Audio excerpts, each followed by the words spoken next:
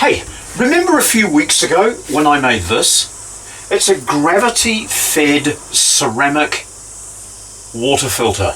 And the video has been wildly popular.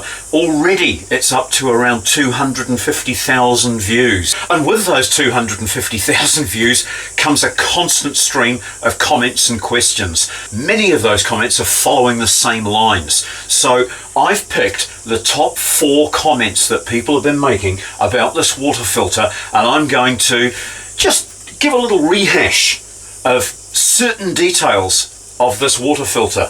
Firstly, the most common comment that I've been getting is that terracotta has heavy metals and lead in it.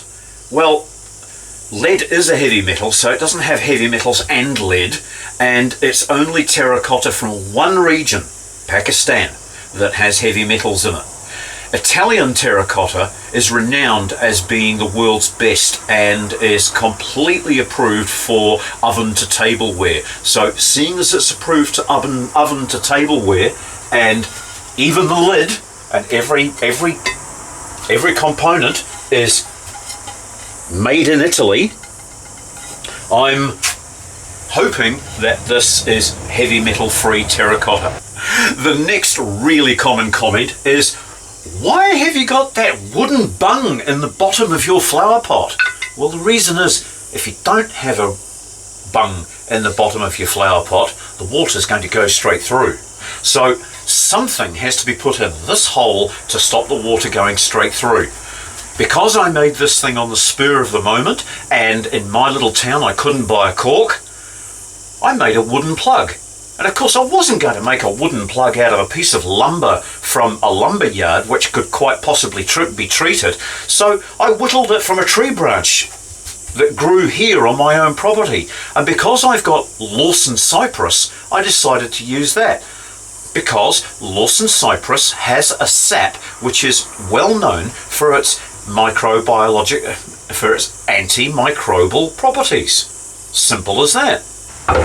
The next thing that people are commenting on is, plastic. Yeah, I agree, plastic.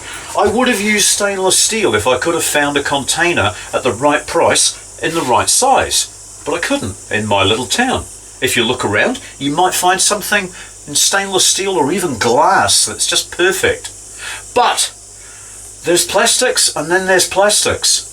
Polypropylene is a food grade, fully approved plastic. This is clearly marked underneath as being polypropylene, as I showed in the original video. And polypropylene is used for water pipes, water tanks, even medicine bottles.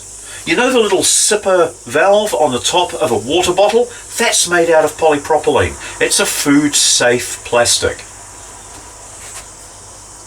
And finally, the other comment that people have been making is, how long does it last and can you clean it? Yeah, that's the whole idea of it. You can keep cleaning this thing. What I do is, about once a month, I'll take this out, wash it with hot water and baking soda, or sometimes vinegar, and I use a natural fibre scouring pad. Don't use a 3M Scotch-Brite, because you'll end up with microplastics in your water. In fact, don't use those things anyway for in the sink, because you're putting microplastics into the wastewater, which eventually makes it into the oceans, which makes it into the fish, which we eat, so it comes straight back into us. Think ahead. One of the other comments is,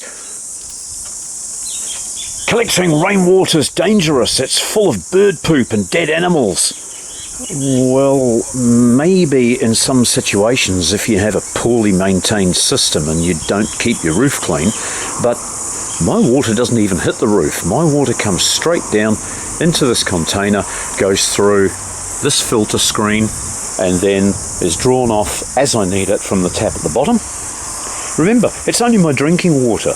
Okay, I use water from other sources for showering and washing the car and water blasting, but anything that goes into my body goes through this system. And another point I'd like to make is the water that falls into my rainwater catcher is the same water that falls into the town reservoir, minus all of the chemicals and treatment that they put into it. Surely that's better. Thank you for taking the time to watch my videos. I'm coming up to 6 million views now, which is really exciting. I started this channel off 3 years ago, knowing that I was going to be not specialising in one thing, and I wondered if it was going to be a success. Well, you guys have proved that it has been a success, and I want to thank each and every one of you for watching, subscribing, commenting, becoming a personal friend. It's been a wild ride and I'm loving it.